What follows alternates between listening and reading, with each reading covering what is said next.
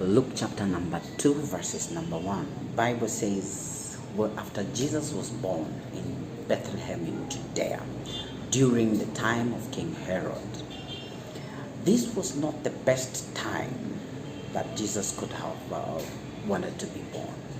But it was the plan of God that he was to be born in such a time and such a place. The Bible records that Herod, after hearing that a king of Jews was born, he was greatly troubled. And in fact, he planned to kill all the boys 2 years and under. And he executed the plan. So it was not a very, very nice time during the birth of Christ. Actually, Herod had ordered that everybody to be counted, and it was not for the sake of knowing the numbers, but it was for the sake of him knowing where the taxes could come from. It was for the tax purposes. That is what the scholars say. And when Jesus was born,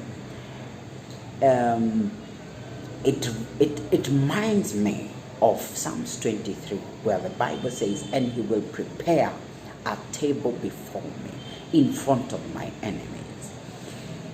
Look at this. Herod is planning to tax the people of Israel even more. He is planning to burden the people of Israel even more. He is planning to kill the children of Israel. He is a tyrant. But look at God. He is preparing salvation even in front of Herod. He is preparing salvation in the time of adversity. At this point, where businesses have crumbled down, where you're feeling the temperatures have risen up, where you're feeling that everything is not working right, God is still in the plan of establishing it. Jeremiah 29:11, it says that I have a plan for you, and a plan for you, a great future.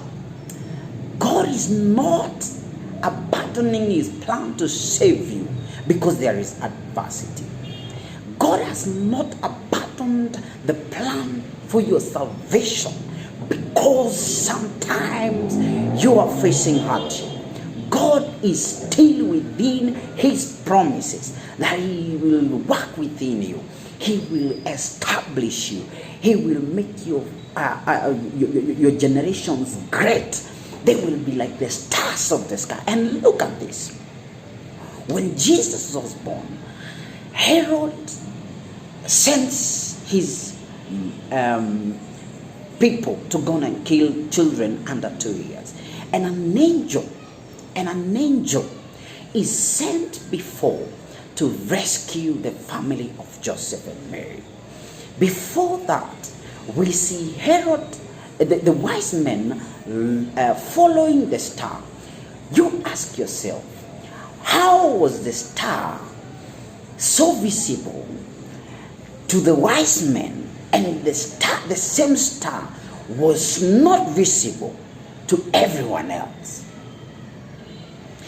How was the star visible to these three people who could bring the gifts to Jesus, and yet it was not visible in front of the eyes of Herod and his people? Because God wanted the resources to reach Joseph and Mary, so that the same resources, the myrrh, the fragrances, the gold, the gifts, could sustain that family even in Egypt.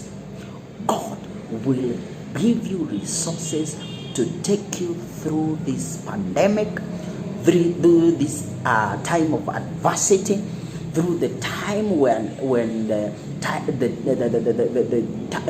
the businesses are not good, during this time when the tyrants are reigning. God is still will still give you resources that will enable you to stay afloat until Herod dies, until this pandemic dies. God will sustain you.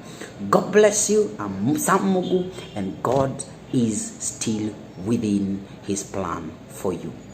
God bless you so much. Have a very, very good afternoon.